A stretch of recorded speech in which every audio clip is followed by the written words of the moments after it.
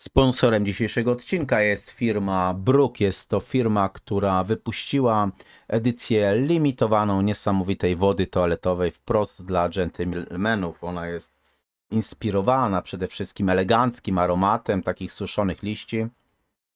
Posiada zapach z głęboką, taką ciepłą nutą przypominającą tytoń i wanilię. Oczywiście ten produkt nie zawiera ani tytoniu, ani nikotyny. Telefon do firmy Bruk jest 570 814 076. Jakby ktoś był zainteresowany, zachęcam, żeby wejść również na stronę internetową brokshop.pl. No i tam w zakładce upominki wiele ciekawych rzeczy znajdziecie.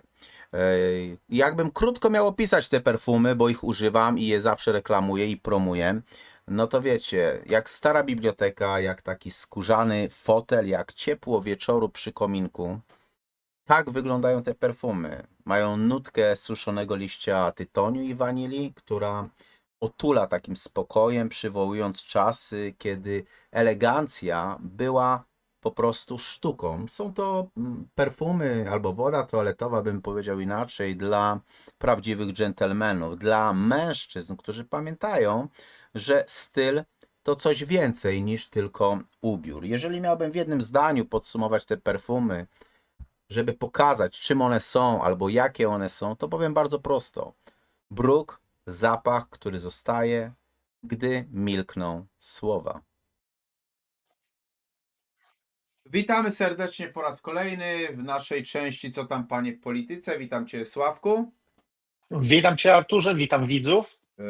I dzisiaj sobie porozmawiamy troszeczkę na tematy polskie, a może bardziej polsko-amerykańskie, bo to są takie dosyć ciekawe tematy. Pytanie po prostu, które sobie wzajemnie rzuciliśmy na stół, to czy na tych interesach ze Stanami Zjednoczonymi Polska raczej wygra, czy raczej przegra, bo to różnie może w tym wszystkim wychodzić, różnie może wyglądać. Tutaj też wiesz, zanim do tego tematu przejdziemy, to też ostatnimi czasy ja Ci powiem, że mi się wydaje, że widzę coś takiego jak zaczyna się taka epoka agresywnej polityki kolonialnej Stanów Zjednoczonych. Tak bym to powiedział. To, o czym nagrywaliśmy ostatnio, chyba 2 czy 3 odcinki wstecz, o tym kolonializmie, czy kolonializm wraca. Mhm. Ja zgadzam się tutaj z Tobą, z tym, że tutaj oczywiście, tak jak wiesz, wykazaliśmy, no, słowo kolonializm bardzo źle się kojarzy i dlatego ono będzie to dokładnie to samo, z tym, że po prostu będzie nazywane trochę inaczej i narzędzia się zmieniły, dlatego że no, oczywiście technologia poszła do przodu, Ale schemat pozostaje taki ale sam. tak, Tutaj Stany schemat Zjednoczone zostaje taki wycofują sam. się Mhm. z tej próby, załóżmy, siłowego przejęcia Grenlandii, ale już zaczynają się odzywać, że chcą po prostu Kubę wziąć, tak? Tak, I wejść na teren Kuby, no nie? Także tutaj różne aspekty są rozpatrywane. A ciekawi mnie tylko, zanim przejdziemy do tych spraw polsko-amerykańskich, Sławku, bo potem Tobie oddam głos, tylko ciekawi mnie po prostu, jakie jest Twoje zdanie na temat tego, dlaczego Stany Zjednoczone wycofały się z tego siłowego przejęcia Grenlandii. ja uważam, że one wycofały się ze względu na to, widzimy, co się dzieje na Bliskim Wschodzie. Mhm. Oni przemieścili potężną grupę uderzeniową właśnie na Bliski Wschód, dlatego że tam coś się szykuje. To, o czym też rozmawialiśmy, ja uważam, że kwestia uderzenia, interwencji w Iranie to jest tylko kwestia czasu. Mhm. Ja uważam, że to jest nieuniknione ze względu na to, że jeżeli to państwo, czyli Izrael, ma egzystować tam na Bliskim Wschodzie i ma ekspandować, to o czym mówiło wiele osób i to właśnie też z tej religii. Taki fajny film jest, Mhm. który bardzo ładnie to naświetla i oni pokazują całą linię czasową, jak to się odbywało. I jeżeli to państwo ma tam przetrwać, Mhm. to oni muszą jednoznacznie wyeliminować wszystkie inne państwa Bliskiego Wschodu, które mają potencjał na wybudowanie broni nuklearnej. A Iran jest już tylko o krok od tego, a musimy pamiętać, że Iran jest częścią tak naprawdę państwa BRICS. Nie wiem, czy chyba przystąpił, ale nawet jeżeli nie przystąpił, to jego związki z Chinami i z Rosją są bardzo bliskie i bardzo ciepłe. i to jest tylko kwestia czasu, aż oni wzbogacą ten uran do tego stopnia, że będą w stanie wyprodukować tą broń nuklearną. I dlatego uważam, że Ameryka, nie oszukujmy się, ale Ameryką tak naprawdę nie rządzą Amerykanie, tylko Mhm. rządzą członkowie tego państwa, No, też czyli nie jest Izraela. żadną tajemnicą, Mhm. że przecież ogólnie no, geografia posiada wiele paradoksów, bo jeżeli zadamy pytanie, które państwo na świecie jest najbardziej muzułmańskie albo posiada najwięcej muzułmanów, to nie jest to żadne państwo Bliskiego Wschodu, tak? Tylko największą grupę muzułmanów posiada Indonezja, która posiada 160 milionów, z czego 90% to są muzułmanie. Żadne państwo na Bliskim Wschodzie nie posiada takiej liczby muzułmanów jak Indonezja. A inny A pa- tego nie wiedziałem, widzisz? no, Proszę bardzo. a inny paradoks Mhm. geograficzny, wiesz, jest, które państwo posiada najwięcej właśnie, nazwijmy to Żydów, tak? No i nie jest to Izrael, tylko Stany Zjednoczone, bo tam jest Dokładnie. największa diaspora, prawda? Tam jest Dokładnie. największa I z tego diaspora, też nie? powodu, tak, i z tego też powodu ja uważam, że no, Ameryką rządzą Żydzi, nazwijmy to po imieniu, i oni manipulują tak Ameryką, żeby Amerykę wciągnąć w tą wojnę. Oni już dawno ją wciągnęli w to. No i po prostu przez to ta grupa uderzeniowa, chyba 2 lotniskowce, plus jeszcze chyba 5 czy 6 niszczycieli, tam już płynie, już się chyba znajduje w tej Zatoce Ormus całej.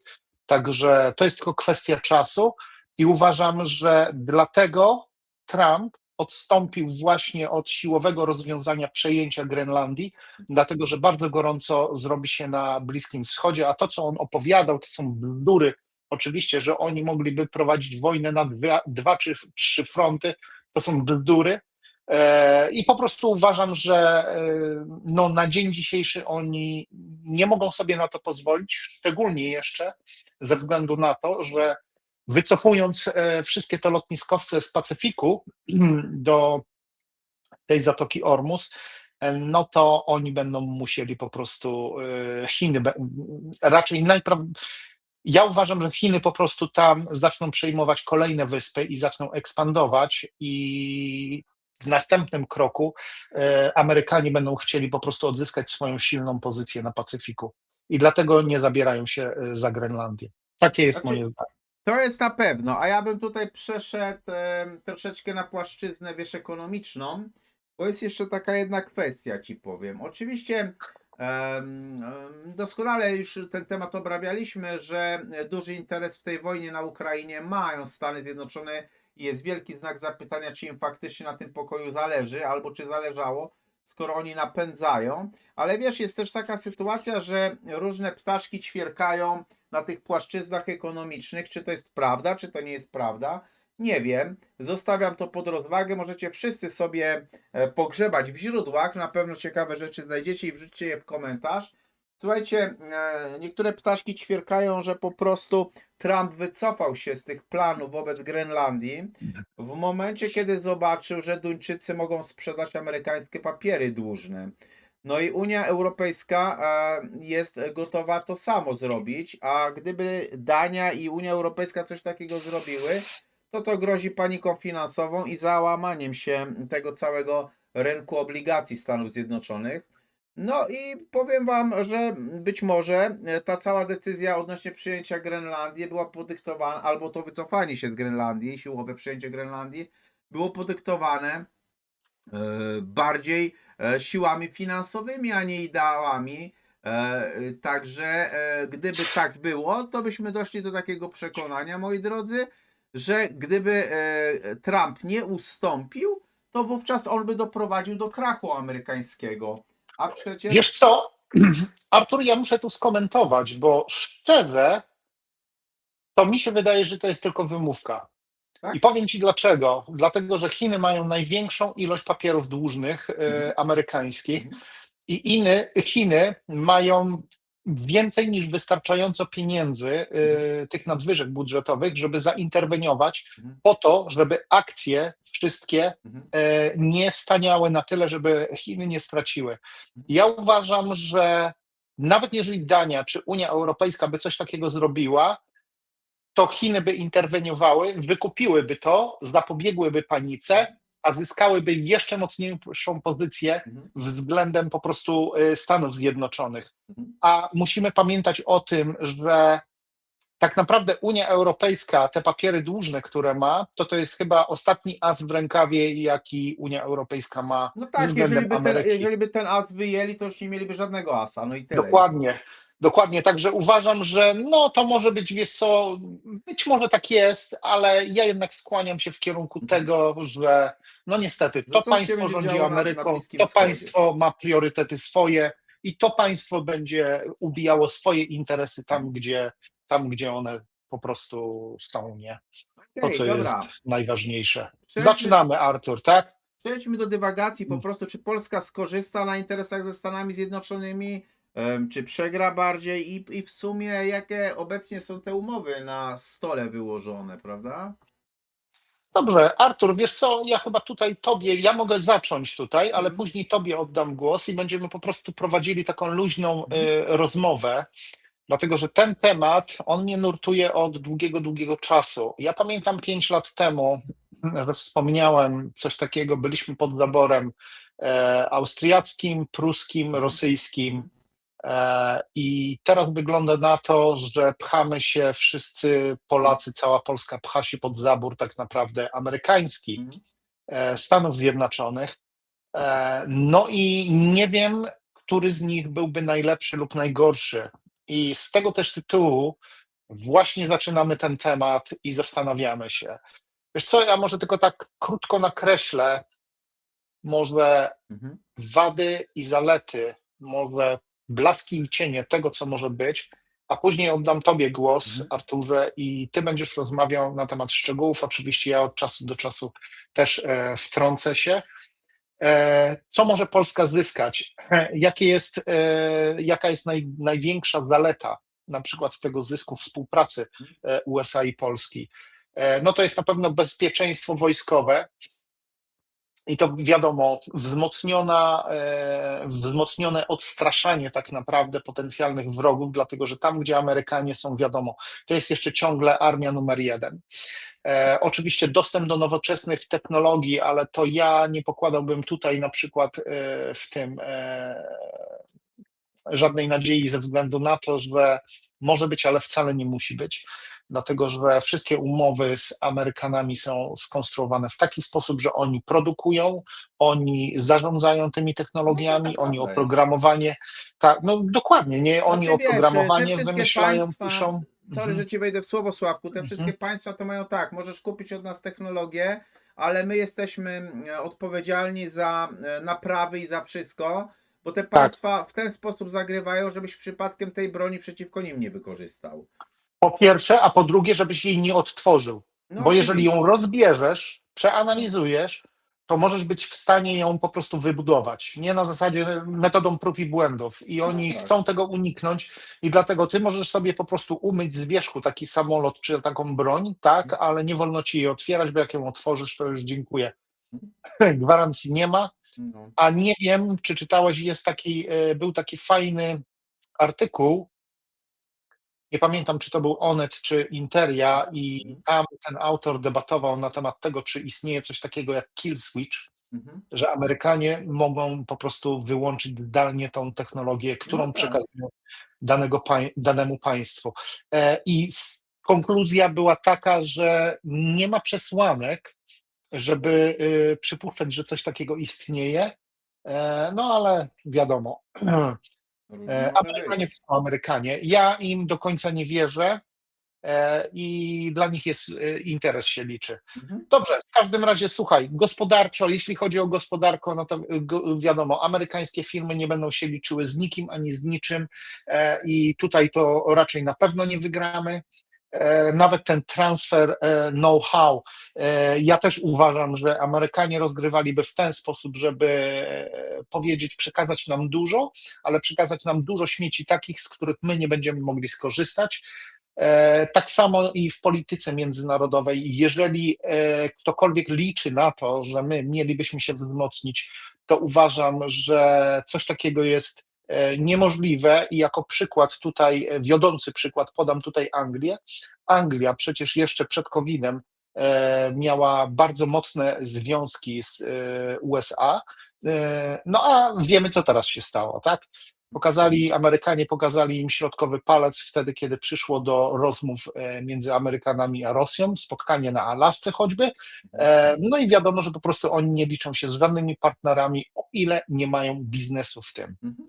Także wiesz co, teraz płynnie może przejdźmy do ekonomii. Artur, ty chcesz omówić, jakie umowy są na Ja stole ci teraz? powiem tak, ja jeszcze Jeszcze. tylko zacznę od czegoś takiego, Sławek, że Polacy to Mhm. są niepoprawni romantycy w mojej ocenie, Mhm. dlatego że Polacy bardzo lubią się sami oszukiwać. To jest moje Tak. prywatne zdanie i to ich bardzo tak kręci, I rajcuje. ja je podzielam.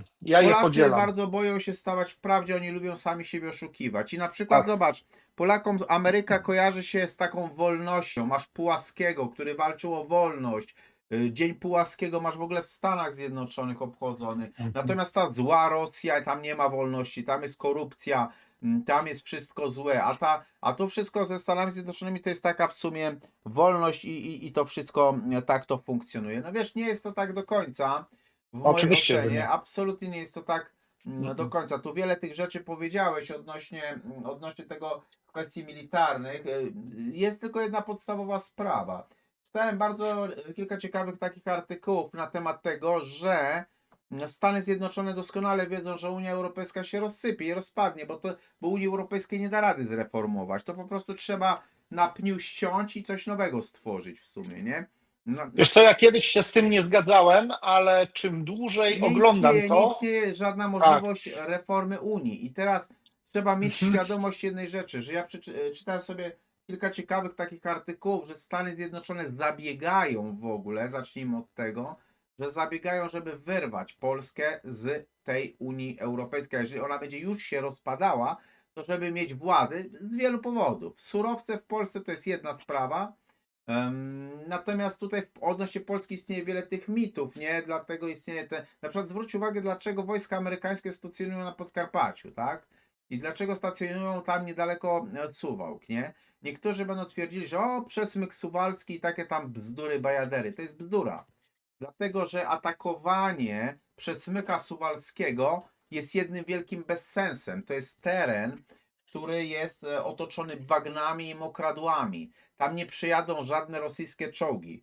Jeżeli Rosja by chciała zrobić jakikolwiek rajd pancerny, tak to nazwijmy, to dużo bardziej im się opłaca zarąbistą autostradą przez Litwę polecieć do Królewca. Bo to będzie bezproblemowy rajd dla czołgów. Natomiast czołgami nikt nigdy nie wpakuje się na bagna w okolicach Suwałk i na te tereny. Oczywiście nie takie jaja się działy, bo i Ardeny były w II wojnie światowej. Oczywiście.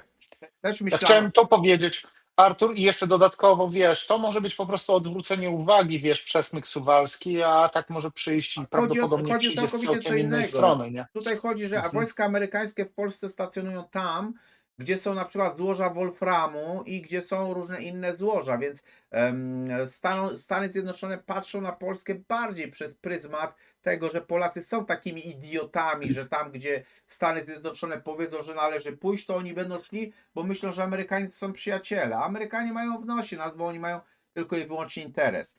No i teraz dlaczego ja Dokładnie. mówię o tym wyrwaniu, wiesz? Dlaczego ja powiedziałem o tym wyrwaniu Polski z tej Unii Europejskiej? Dlatego, że nie ma samodzielnej umowy handlowej między Polską a Stanami Zjednoczonymi, z tego co się orientuję. Oczywiście. No jest unijna, nie? Wszystko handluje się w ramach Unii Europejskiej. Polska nie Tak. negocjuje dzisiaj jakiejś indywidualnej umowy o wolnym handlu, czyli te umowy FTA, no nie, ze Stanami Zjednoczonymi, bo wszystko to się odbywa w przypadku tych relacji Unia Europejska, a stąd też Stany Zjednoczone traktują Polskę jako jakąś tam część jednolitą z tym rynkiem Unii Europejskiej. Nie ma tutaj takich samych umów, jakie są na płaszczyźnie Stany Zjednoczone Meksyk, Stany Zjednoczone Kanada, tak? Tak. Chociaż już też ci powiem, dzisiaj przeczytałem, że separatyści kanadyjscy spotkali się z Trumpem, czy by nie zrobić 51 stanu z Kanady, nie? Alberta. No, Tak, z Alberty, słyszałem. no. Słyszałem, czytałem na ten temat i aż przecierałem oczy ze zdumienia, wiesz? No. Także I no dobrze, także dobrze, mów. jeszcze ja ci powiem, Sławek, jeszcze będziemy żyli w takich czasach, jakim nam się nie śniło. Bo mówię, No, możesz mieć rację. jak żeśmy się urodzili, miałeś ZSRR, NRD i Czechosłowację. Teraz żadnego z tych państw nie masz.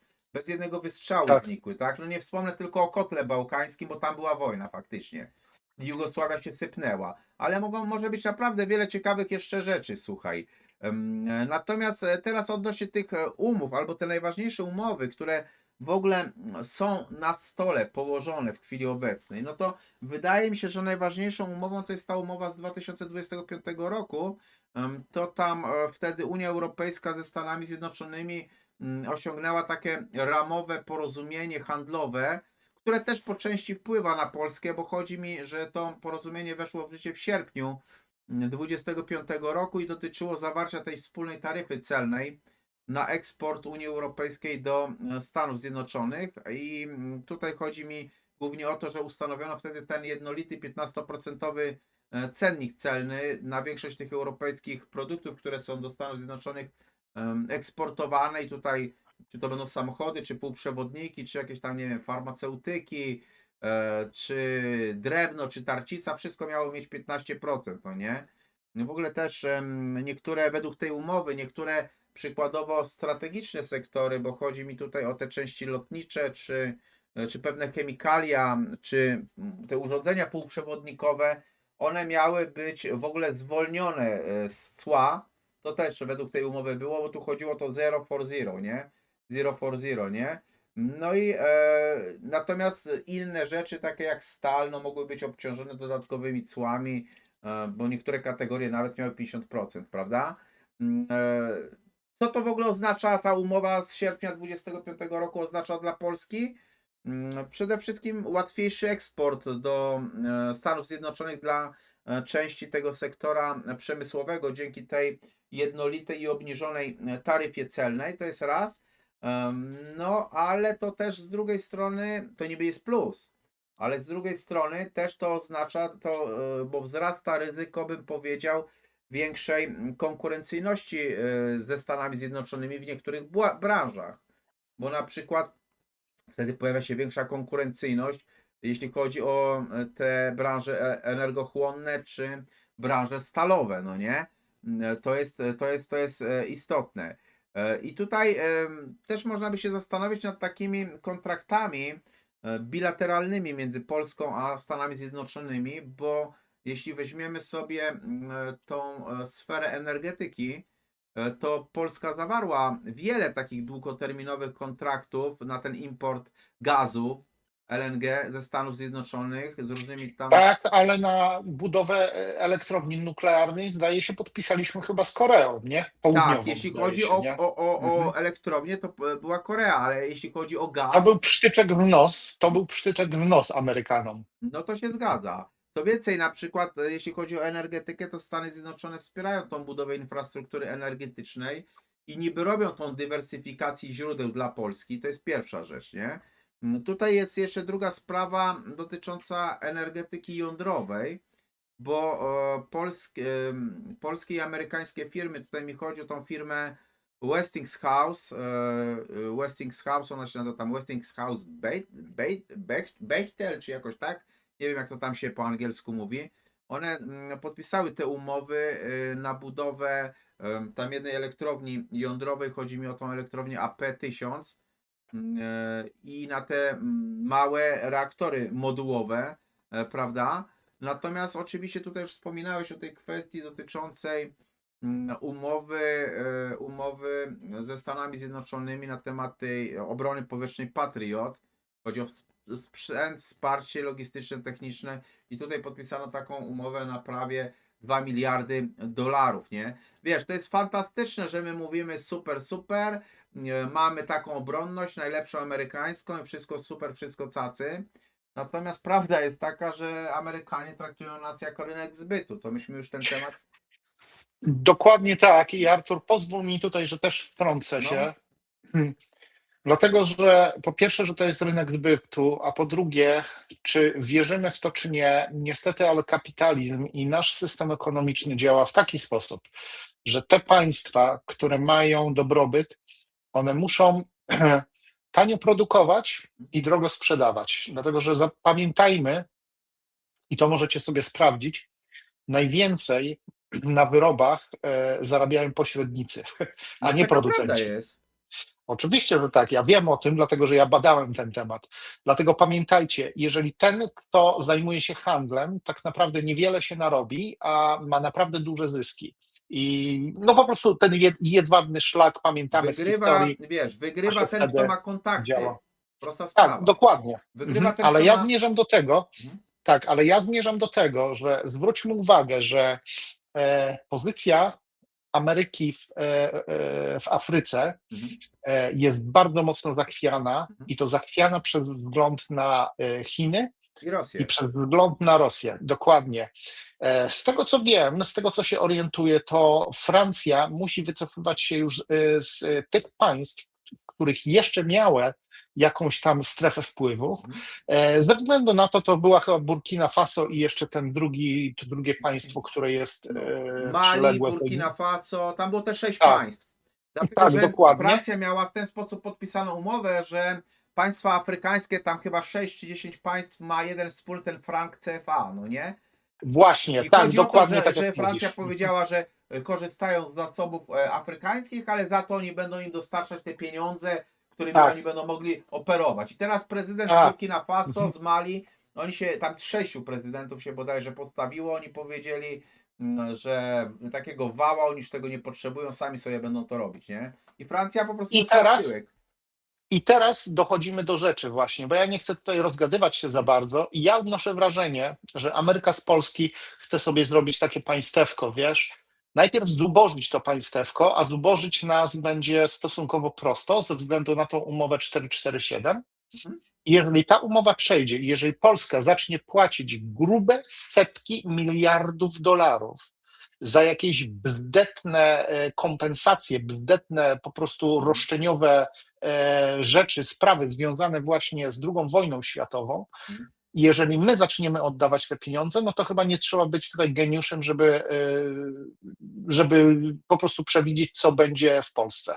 W Polsce będzie bieda aż piszczała i wtedy my może Ale to nie za jest, miskę słuchaj, to jest ryży, ten za dwie mechanizm. miski ryżu będziemy robili, po prostu wiesz, produkowali dla Ameryki pewne rzeczy po to, żeby oni sobie tam sprzedawali to z jakimiś krociowymi zyskami.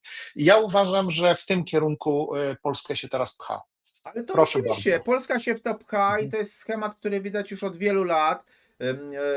Podstawowa zasada polityki polskiej, którą najpierw robił PiS, a teraz robi Platforma, polega na czym? No polega na tym, że należy daną instytucję doprowadzić do ruiny, a jeżeli będziesz robił to, co my chcemy, to będziesz dostawał dofinansowania. Spójrzmy Tak, na pewien mechanizm. Mieliśmy pseudopandemię Srowida, tak? Jaki był tak, tego efekt? Doprowadzono szpitale do ruiny, a następnie, jeżeli szpital wykazywał pozytywne testy, to miał za to płacone. Co to doprowadziło? tak, Że oni pokazywali coraz więcej głupszych testów, że facet wpadł pod samochód, ale na Strowida zmarł, tak? Dlaczego? tak. Bo z tego mieli pieniądze. No prosta sprawa. Następnie co zrobił rząd PiSu, który jest tak genialny? Zrobił coś takiego, że doprowadził oświatę do ruiny, że i szkoły i przedszkola. I jaki był tego efekt? A no był tego. No zwróćcie uwagę jeszcze na jedną podstawową rzecz. Kończy się pseudopandemia Srowida. Jaka jest decyzja Mateusza Morawieckiego? On robi Przypomnijcie sobie, poszukajcie sobie w internecie. Jego decyzja jest taka, że on w punkcie wyjścia składa propozycję nie do odrzucenia wszystkim hotelarzom i ludziom, którzy mają ośrodki, że ponieważ pseudopandemia ich wykończyła, państwo bardzo chętnie te ośrodki i te miejsca odkupi. Dlaczego? Bo już wiedzieli, że będzie pseudowojna na Ukrainie. I tych ludzi gdzieś trzeba będzie lokować. Dokładnie. Oni już to doskonale w tym momencie wiedzieli. Każde następne posunięcie było związane z kłamstwem. Bo nawet przypomnijcie sobie, jak w przypadku Srowida mówiono, to tylko 2 tygodnie. To tylko 2 tygodnie. Naprawdę jest taka kwestia, że no wytrzymajcie jeszcze 2 tygodnie. To tylko jedna dawka będzie. Oni już w momencie, kiedy mówili, że będzie jedna dawka, to udowodniono, że wiedzieli, że jest już druga robiona. Oni już o tym wiedzieli. Dokładnie, Artur, dokładnie tak. I tu trzeba jeszcze zwrócić uwagę na to, że po COVID-zie dług publiczny w wielu państwach wystrzelił w górę tak, że to jest szok. Ja tutaj tylko przypomnę to, co w Anglii się działo, gdzie ten rozczochrany Boris Johnson No ten no. wydał Tak, 3,5 miliarda funtów, nie mylicie się, wydał na Track and Trace, to była ta aplikacja, która ma po prostu przeciwdziałać rozprzestrzenianiu się COVID-a. 3,5 miliarda funtów. Za coś takiego to można zbudować, ja nawet nie chcę myśleć, ile szkół, akurat tym projektowaniem tego ja się zajmuję, to z tego to można by było zbudować, no 100 może nie, ale 50, około 80 na pewno nowych szkół No ale dla oczywiście, dzieciaków ale i można by teraz było.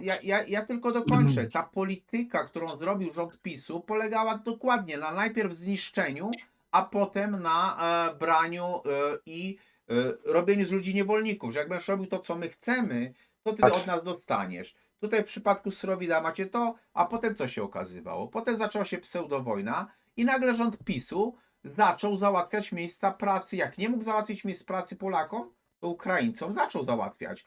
Bo nagle jak przyjmiesz dziecko do szkoły, do przedszkola, to będzie przedszkole, na przykład miałem znajomą dyrektorkę przedszkola, powiedziała 5 000 złotych jej proponowano za przyjęcie każdego dziecka ukraińskiego. To jest raz.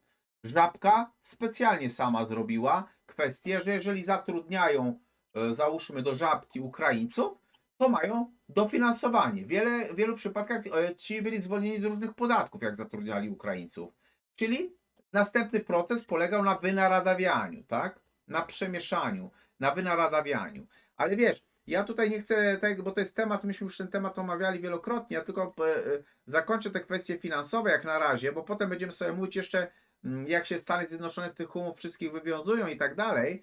No to jest ważne, tak. Mhm. ale wiesz, jest jeszcze ta sytuacja właśnie, że no jest coś takiego jak Rada Handlu i Technologii, no nie? To jest takie forum Czekaj, współpracy. zanim przejdziesz do tej Rady Handlu i Technologii, ja tutaj jeszcze tylko chciałem dodać coś.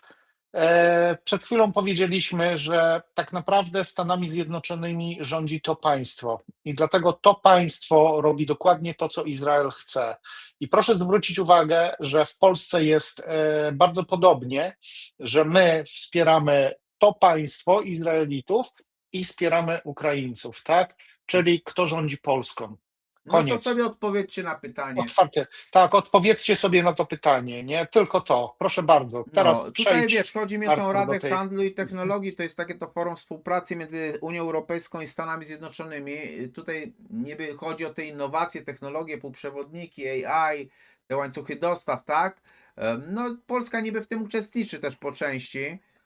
Natomiast prawda jest ogólnie taka, że wiesz, że co my mamy z tej gospodarki? No przede wszystkim mamy te stałe taryfę celną 15%, mamy te długoterminowe kontrakty na gaz i różne te inne energetyczne, prawda? No i różne te dostęp do tych niby źródeł, tak? Natomiast bólem jest to, że nie ma niczego, co idzie przez Polskę, bo wszystko idzie przez Unię Europejską, tak? I to jest bardzo, bardzo istotne, jeśli chodzi o tą stronę gospodarczą, tak przynajmniej mi się wydaje, no nie? Wiesz co? Okej.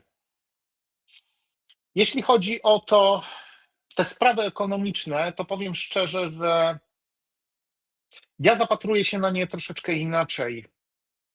Ekonomia to jest jedna nauka, która oczywiście rządzi się swoimi prawami, jednakże jeśli chodzi o ekonomię amerykańską, ona się zmienia w zależności od humorków Trumpa. Mhm. I tu niestety to trzeba wziąć bardzo mocno pod uwagę, dlatego że wszystkie te taryfy celne, które są nakładane na różne państwa, ja uważam, że to jest strzał w kolano i Ameryka tą kartę przetargową straci bardzo szybko. Ze względu na to, że na przykład weźmy pod uwagę to, co dzisiaj się stało. Dzisiaj jest 30 stycznia 2026 roku. Xi Jinping spotkał się z tym Starmerem i oni tam ustalali pewne rzeczy. Zwróćmy uwagę na lokalizację geograficzną Anglii. Jeżeli Chiny przejęłyby Anglię, wykupiłyby, nazwijmy to po imieniu, a bardzo wiele na to wskazuje, że tak może się to skończyć, dlatego że albo Bliski Wschód i ci wszyscy szejkowie tutaj roztoczą przeogromne wpływy i wykupią nie państwa, przepraszam, te miasta, które już po prostu upadły, jak na przykład Birmingham, nie? I jeżeli Anglia nie chce do tego dopuścić, no to po prostu przypuszczam, to są tylko przypuszczenia może moje, przypuszczam, że oni chcą zawiązać jakieś bliższe kontakty z Chinami po to, żeby Chiny też w jakiś sposób tutaj mogły interweniować. Wiemy, że Chiny są niezwykle bogate, dlatego że tak jak mówiliśmy wcześniej, tam praktycznie zapłata za pracę nie istnieje, na pewno nie wśród pracowników fizycznych. I teraz, jeżeli weźmiemy pod uwagę lokalizację geograficzną Anglii, jeżeli ktoś przejmie tak naprawdę kontrolę nad Anglią, to przejmie tak naprawdę kontrolę nad wejściem w Morze Bałtyckie. Nie oszukujmy się.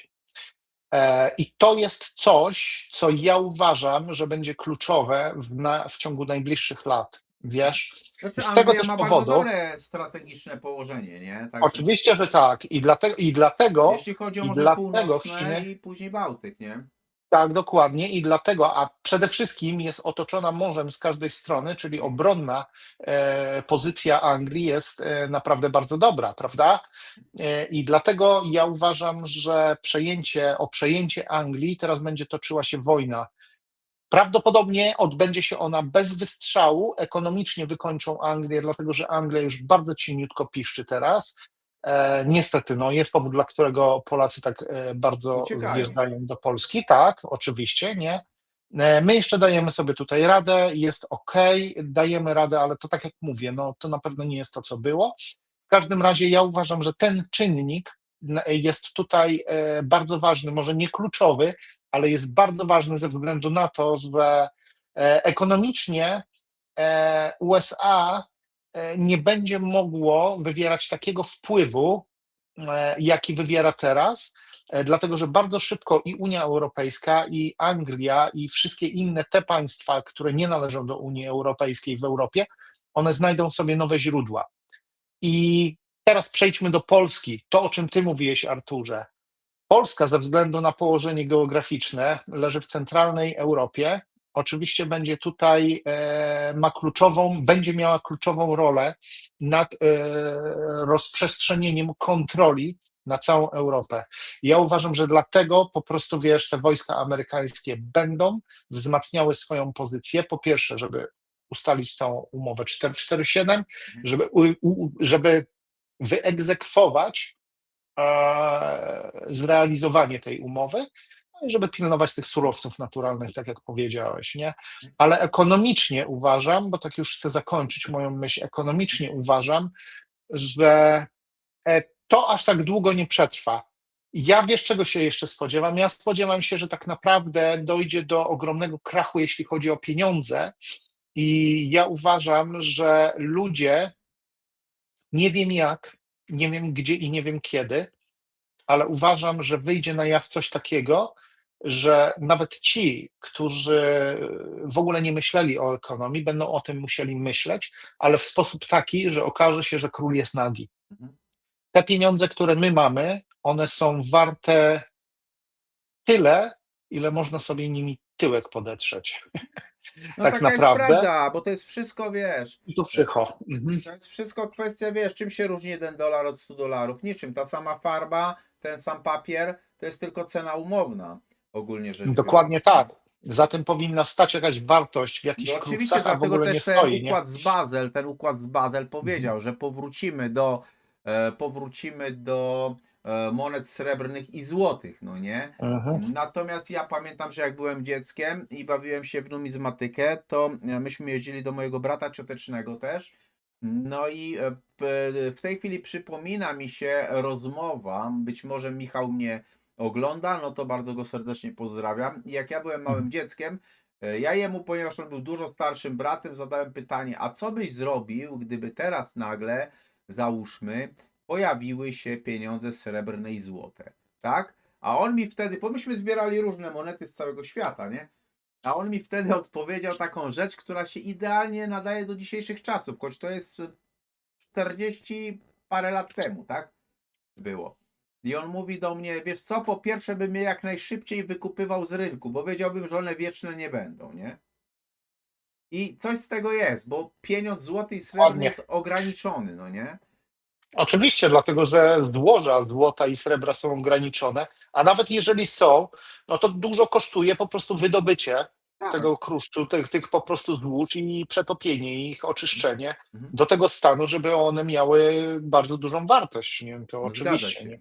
No ale dobra, teraz wiesz, w jaki sposób Stany Zjednoczone się z tych umów wywiązują? No bo wiesz, od sierpnia 2025 roku, kiedy administracja amerykańska wprowadziła te zmiany w tych stawkach celnych, chodzi mi tutaj o tą jednolitą stawkę 15%, dla większości produktów z Unii Europejskiej, które są do Stanów Zjednoczonych eksportowane, czy to samochody, czy jakieś tam półprzewodniki, czy farmaceutyki.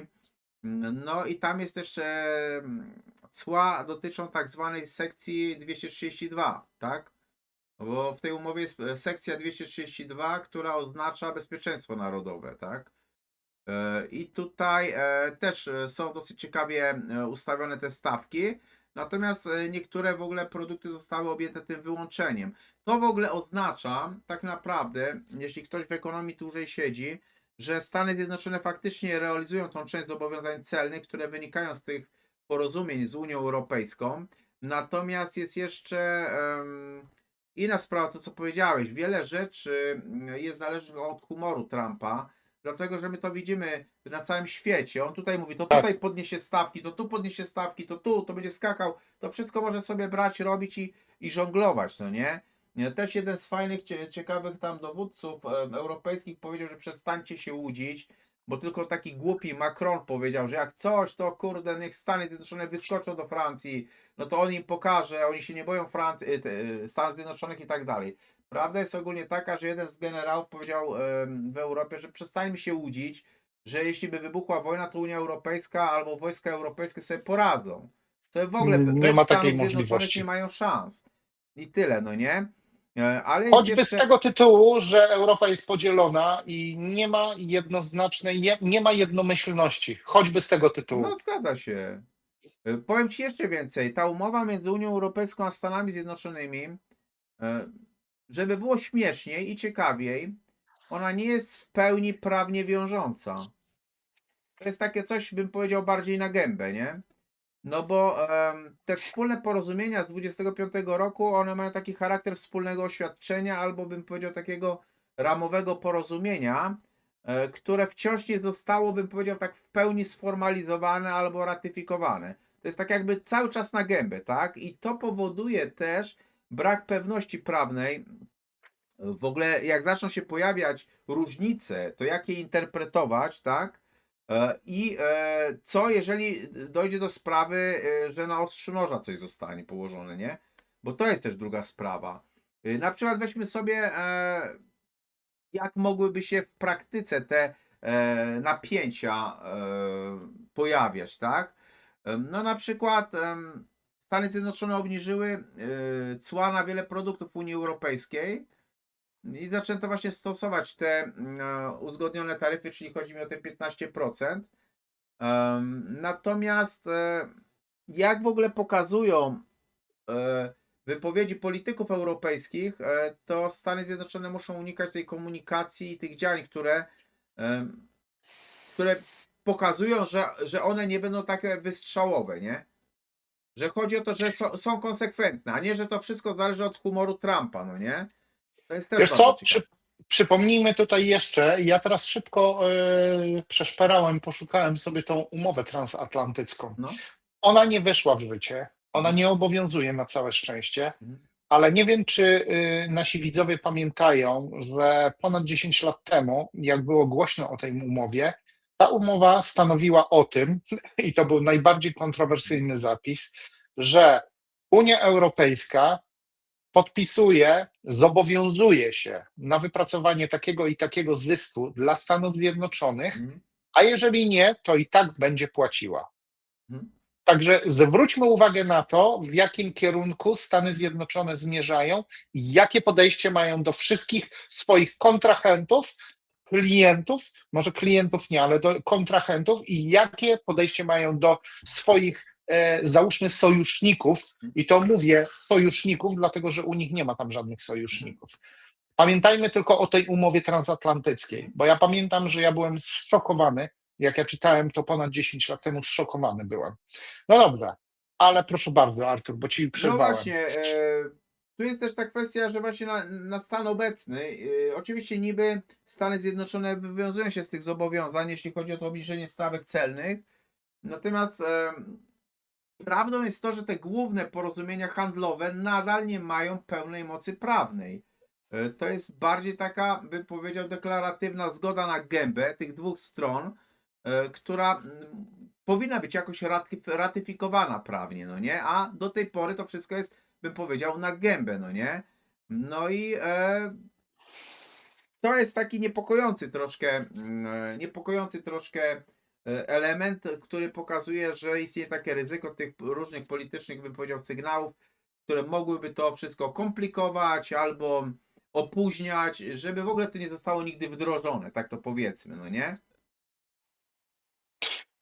Wiesz co, Artur, to też, i to jest bardzo ważne, to co powiedziałeś. Ja uważam, ja mówię, to jest moja opinia, że jakiekolwiek umowy Polska podpisuje, Polska nigdy, ale to przenigdy nie powinna zadzierać na przykład z Unią Europejską, bez względu na to, czy lubi ją, czy nie.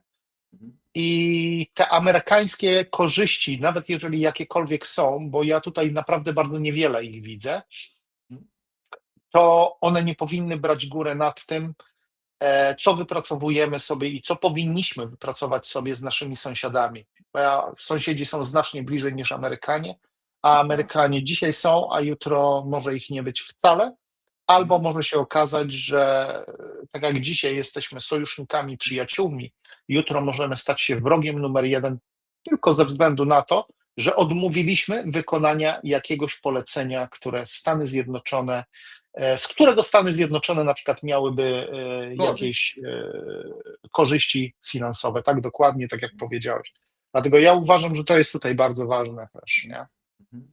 No dobrze, Arturze, słuchaj, czekaj, ile my już rozmawiamy? O, już Nie, prawie godzina spokojnie, czasu, nie? Mhm. spokojnie, spokojnie. Mamy czas jeszcze. Słuchaj, wiesz co? Ja chciałem jeszcze tutaj, wiesz co, omówić pewne rzeczy. Ja tutaj sobie wynotowałem te wszystkie czerwone linie, których Polska nie powinna, wiesz co, przekroczyć, jeśli chodzi o zawieranie umów ze Stanami Zjednoczonymi. I jeśli chodzi o bezpieczeństwo, no to tak, brak jednostronnych zobowiązań, które wciągają Polskę w konflikt poza NATO. Tutaj musimy wziąć pod uwagę to właśnie nieobliczalność tego Trumpa, który może zechcieć sobie właśnie zagarnąć jakieś nowe tereny, choćby Kubę, tak jak powiedziałeś. Dlatego, że pamiętajmy, że w latach 60. w Zatoce Świń Mhm. to Stany Zjednoczone skompromitowały się tak naprawdę. Tak.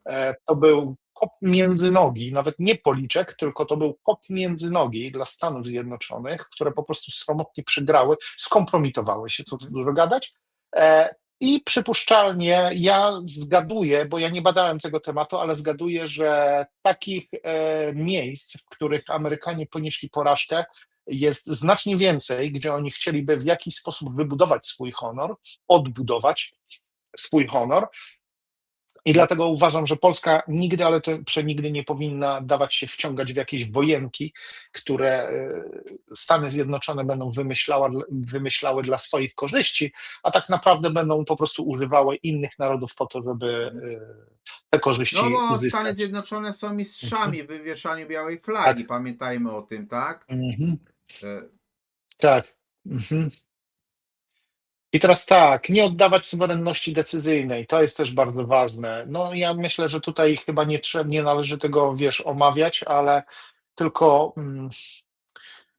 wiesz co, my jako Polska jesteśmy teraz w przededniu takich wydarzeń, które, no, obawiam się, że znacznie ograniczą tą suwerenność decyzyjną naszą. I to właśnie ze względu na dług, ze względu na to, że co my będziemy musieli, wiesz co, zapłacić. A powiedz mi, Arturze, teraz, ja tak się zapytam, to jest tak, wiesz, odbieganie od tego tematu głównego wątku. Jak myślisz, czy ta ustawa antysemicka wejdzie w życie, czy nie? e, Wiesz co? Ja ci powiem szczerze, że Tutaj bym dyskutował, czy ona wejdzie. Chodzi ci o którą tą ustawę antysemicką? W sensie, To w sensie takim, że tak naprawdę wszystkie partie, Polska będzie musiała a, wyasygnować chyba 0,2% PKB na to, no żeby właśnie, po o tym prostu cośmy rozmawiali wspierać. ostatnim razem, Tak, tak? dokładnie. Pytanie I jest, jak wiesz myślisz? co, ja ci Mhm. powiem tak, pytanie jest, uczciwie ci powiem, o czym Nawrocki z Trumpem rozmawia, bo tak samo jak teraz jest pytanie odnośnie tego, żeby Ech, Polacy weszli do tego, do tej grupy dotyczących obronności, ale tam chyba jest kwestia, że trzeba miliard dolarów złożyć, tak? Miliard dolarów trzeba wpłacić, No, jeżeli chcesz być stałym członkiem, a no, jeżeli nie wpłacisz tego, to też jesteś, to jest Rada Narodowa, Rada Wszyscy Bezpieczeństwa, Narodowy. nie ONZ, tylko Rada Tak, tak. Bezpieczeństwa. I jeżeli ty nie wpłacisz tego miliarda dolarów, to będziesz miał kadencję chyba na 3 lata, a po 3 latach po prostu wiesz, do widzenia, nie? Ale widzisz, Także to jest. to znów widać, w jaki sposób Stany Zjednoczone działają, tak? One to robią interesownie, żeby po prostu pieniądze Dokładnie. ściągnąć, nie? Natomiast Tak, kwestia, dokładnie. A czy wejdzie to Nawrocki nie antysemickie? podpisał tego. Przypomnijmy i potwierdźmy to, bo Karol Nawrocki nie podpisał tego. Zgadza się. Nie Mhm. podpisał. Natomiast jeśli chodzi o tą ustawę antysemicką, ja ci powiem tak. Mi się wydaje, że fajnie, że te rozważania sobie zostawimy na następny odcinek, dlatego że ja widzę, Dobrze. że jeśli chodzi o ten naród wybrany, to sobie pewne rzeczy omówimy z nim związane, jak to się przemieszczają, załóżmy na tereny Ukrainy, czy Ukraina idzie dalej i o co tu w tym wszystkim chodzi tak naprawdę. I mi się wydaje, że ten temat związany z tą właśnie ustawą antysemicką też doskonale tutaj pasuje. Doskonale tutaj pasuje, dlatego że no ja nie będę tutaj otwierał Dobra, tego tematu, ale nie bez kozery największa diaspora ukraińska jest w Kanadzie, tak? tak. Pamiętajmy o tym. A Też, Kanada, pomimo tak, że to tak. jest potężne państwo, ma 38 milionów mieszkańców, czyli tyle co Polska, albo tyle co stan Kalifornia, tak?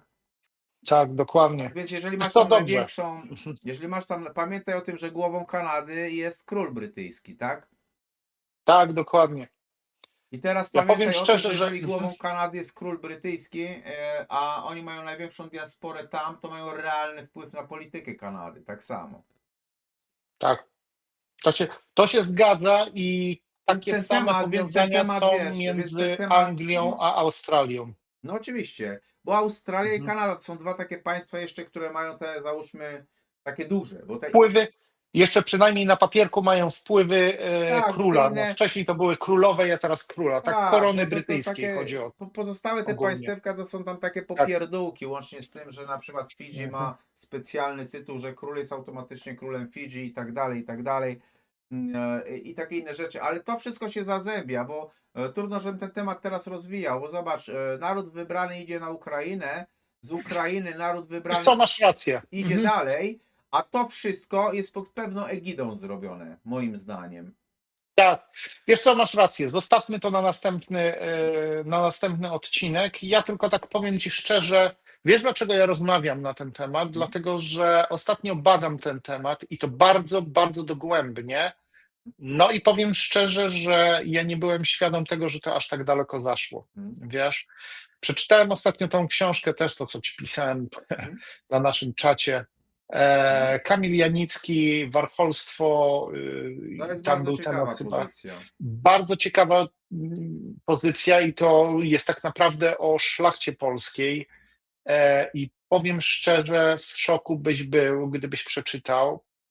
Gorąco polecam wam No właśnie tą dlatego jeśli lekturę. chodzi, wiesz, jeśli chodzi o warcholstwo, to I ale wiesz co, czekaj, bo jeszcze tylko dokończę. Jeśli chodzi o ten naród wybrany, to muszę powiedzieć, że szlachcice też się uważali za taki naród wybrany. a tak, tak, tak, No, oczywiście. także, Szlachta także też to nie wie. jest, nie jest typowe tylko dla Izraela, to jest, Nie, to no to pojawia się jest wszędzie. oczywiście. Pamiętajmy, że też trzeba pamiętać i żeby mówiąc o warcholstwie, to trzeba znać ogólnie historię, bo mnie to się śmiać chciało, jak Kaczyński swego czasu, nie pamiętam, tam do jakiegoś prostaka w Sejmie powiedział po prostu, że nie będziemy tolerować warcholstwa, tak? Coś takiego. No paranoja, bo żeby być warchołem, to najpierw trzeba być szlachcicem. Dokładnie. Chłop nigdy nie będzie warchołem. Po prostu, Tak. no i tyle. Jeśli ktoś nie był szlachcicem, to nigdy Mhm. nie mógł zostać warchołem. To jest błąd logiczny. Więc no to jest właśnie myślał Kaczyński, że mądrze powiedział, a po prostu Tak. głupoty historyczne opowiadał, no Na nie? zasadzie No, takiej, ty jesteś głupi i vice versa, nie? no, Taką no, walną no, no. no, fraczkę, że wiesz, że po prostu ośmieszył się, no ale to już inna sprawa. Dobra, No dobrze. patrz Sławek jedną rzecz, że wojska amerykańskie, które w Polsce są, one żyją na nasz koszt, tak? Co więcej ci Tak, powiem, one podlegają innym przepisom prawnym niż my. Im wiele rzeczy tutaj można. tak.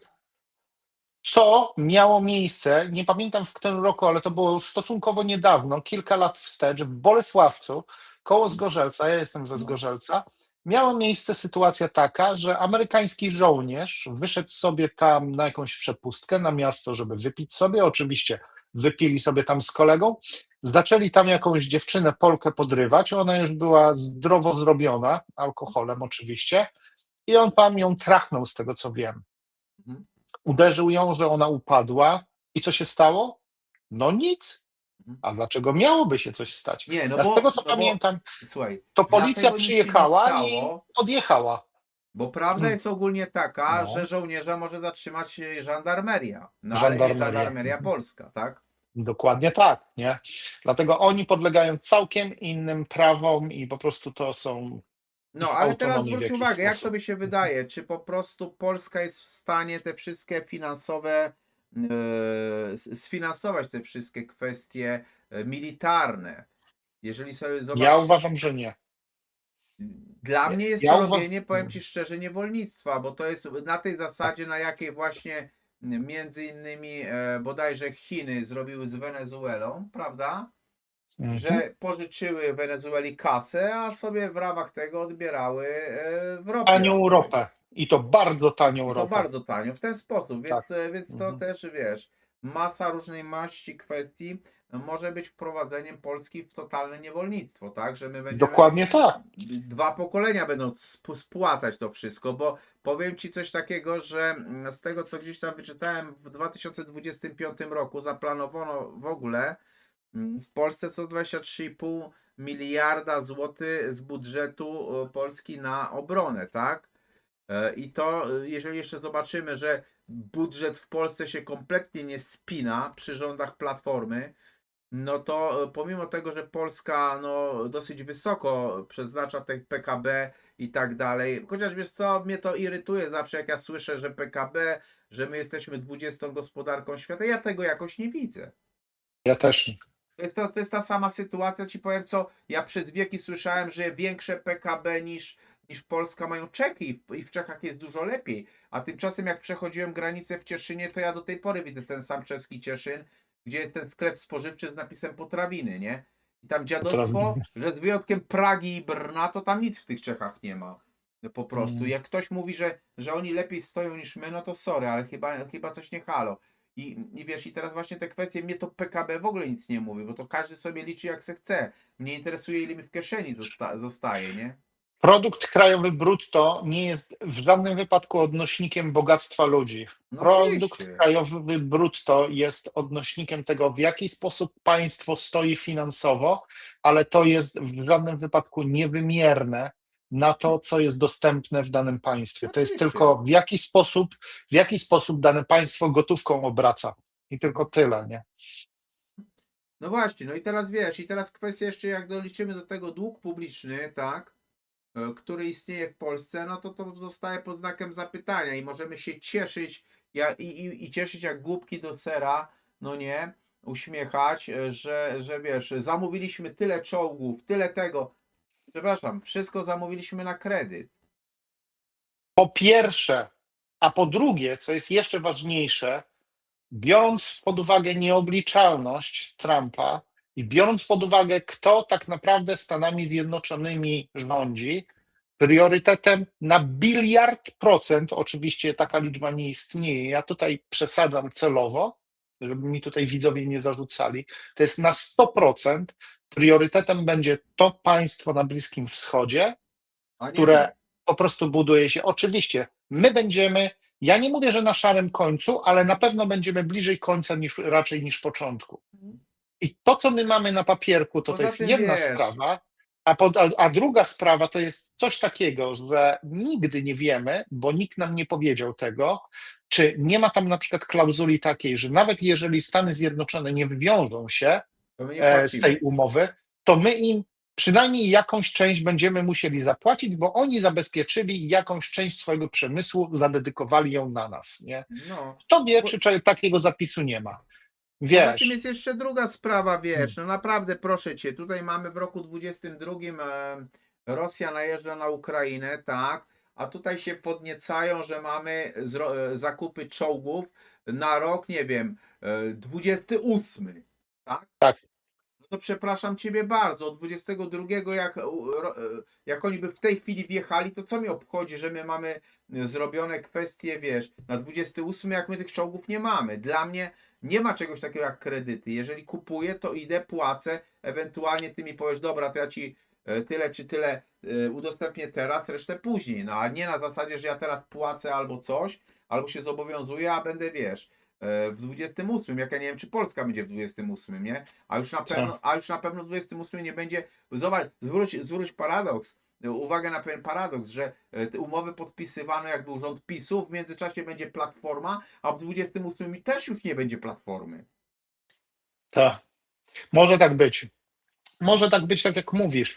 I pamiętajmy jeszcze, wiesz co, Artur, bo ja tutaj powiem szczerze, że my moglibyśmy rozmawiać jeszcze na ten temat dość długo, ale to już godzina czasu jest. Mhm. Także myślę, że będziemy musieli kończyć. Pamiętajmy jeszcze o tym, że jeżeli jesteśmy czyimś dłużnikiem, to ten dłużnik Mhm. i banki, z tego co wiem, podpisują taką umowę. To mi Mhm. kolega, przyjaciel mój serdeczny mi mówił ostatnio, Mhm. że miał taką klauzulę, że jak brał hipotekę, on się nie wczytywał, ale ostatnio się wczytał, nie ostatnio.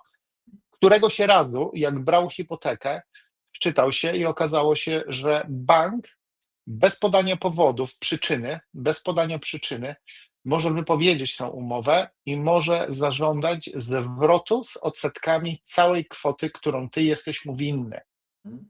I teraz wyobraźmy sobie, że my jesteśmy dłużnikiem Stanów Zjednoczonych albo jakiegokolwiek innego państwa, albo jeszcze gorzej, tego państwa, które teraz czyha na Polskę, tak? I jeżeli ono zażąda tu i teraz natychmiast tych pieniędzy, które my jesteśmy winni, jeżeli nie będziemy w stanie ich oddać, to co się stanie, dokładnie to, co Wojciech Sumiński mówi, to wtedy zaczną przejmować te intratne przedsiębiorstwa państwowe, jak na przykład lasy państwowe, w których są utopione, w których znajdują się grube setki miliardów dolarów w postaci drzew, i po prostu będzie można wycyckać Polskę z tego.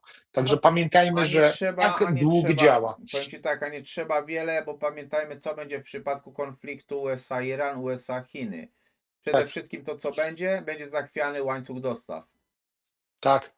I oni będą musieli znaleźć sobie nowe dostawy tam, gdzie mają najbliżej. Najbliżej jest Europa, prawda? No i z te państwa Europy, które będą zadłużone u tego państwa, tak, z Bliskiego Wschodu, będą musiały się wwiązać, a jak nie, no to nie Mhm. wiadomo, co będzie. Mhm. No dobrze, Arturze, słuchaj, może na zakończenie coś optymistycznego. Coś Może. optymistycznego to ci powiem i wam wszystkim powiem jako ciekawostkę historyczną, w której się wczoraj zaczytałem. Myślę, że ciebie, Sławku, ona też zainteresuje. Fantastyczna historia.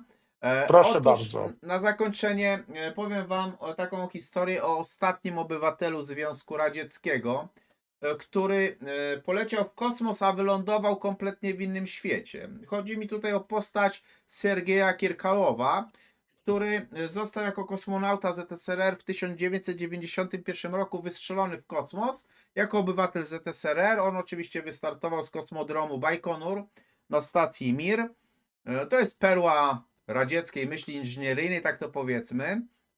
No i chłopina sobie poleciał w kosmos. A w międzyczasie, moi drodzy, ZSRR uległo rozpadowi. I co się dalej działo z nim? Otóż Moskwa płonęła od napięć politycznych, kolejne republiki zaczęły ogłaszać niepodległość, no i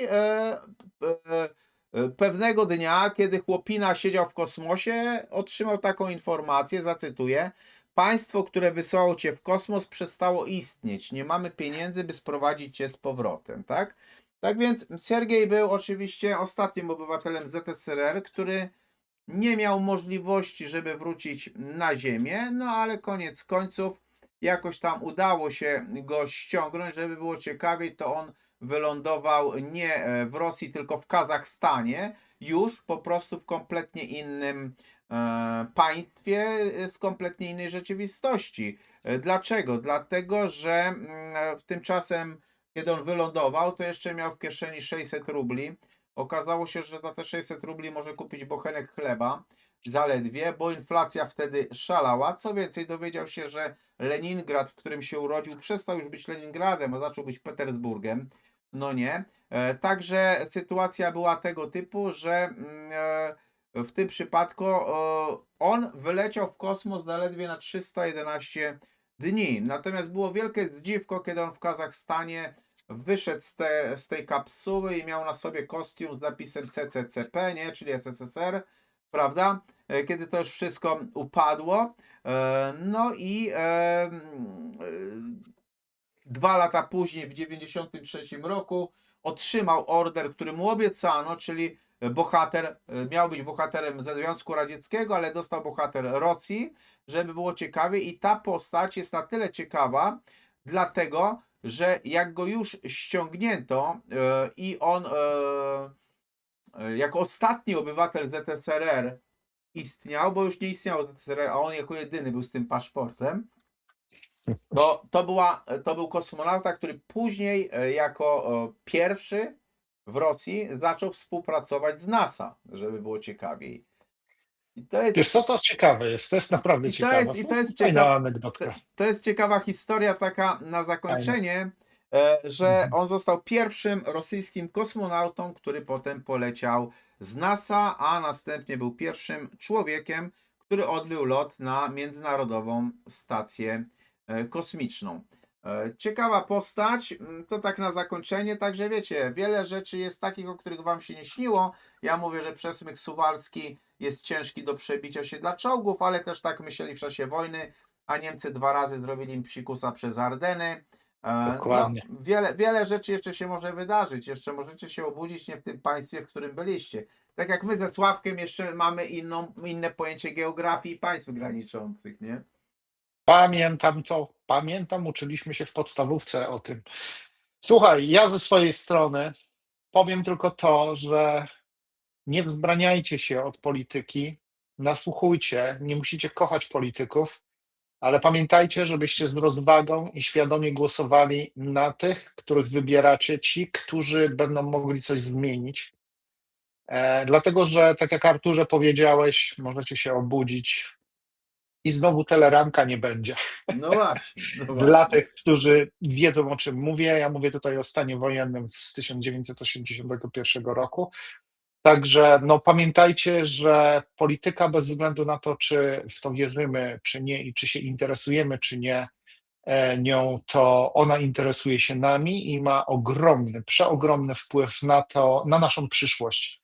Dlatego pamiętajmy, zapoznajmy się przede wszystkim, tak jak to chyba ten Kaczorowski powiedział, ten, kto nie zna swojej historii, jest skazany na powtarzanie tej historii i popełnianie tych samych błędów. Dlatego pamiętajmy, no, postarajmy się w jakiś sposób dowiedzieć się o tym, skąd pochodzimy, skąd idziemy, gdzie jesteśmy, no i wyznaczmy sobie azymut z tego miejsca, w którym teraz jesteśmy, poprzez ten jeden głos, który każdy z nas, pełnoletnich Polaków, ma i może oddać wtedy, kiedy przyjdzie po prostu na to czas. Nie? No to tylko Jasne. to bym powiedział na zakończenie. Dzięki ogromne. My ciekawi jesteśmy waszych komentarzy. Wrzucajcie. Zapewniamy was, że następne spotkanie będzie też ciekawe, bo mamy fajny temat na temat przemieszczających się ludów. Tak sobie po cichu obgadaliśmy, więc będzie bardzo, bardzo ciekawy, bardzo fajny. Udostępniajcie nasze rozmowy komu możecie. Ja zachęcam, żeby też zaglądać na kanał do Sławka. Tam będą się pojawiały nowe rzeczy. Alternatywne spojrzenie ten kanał się nazywa. Więc Tak, myślę, że warto jest też tam zasubskrybować, bo z biegiem czasu też tam ciekawe rzeczy będą się pojawiały. dokładnie. Dziękuję Pozdrawiam Wam serdecznie. bardzo, dziękuję Tobie, Arturze, i do zobaczenia następnym razem. Dzięki ogromne, trzymajcie się. Do następnego razu.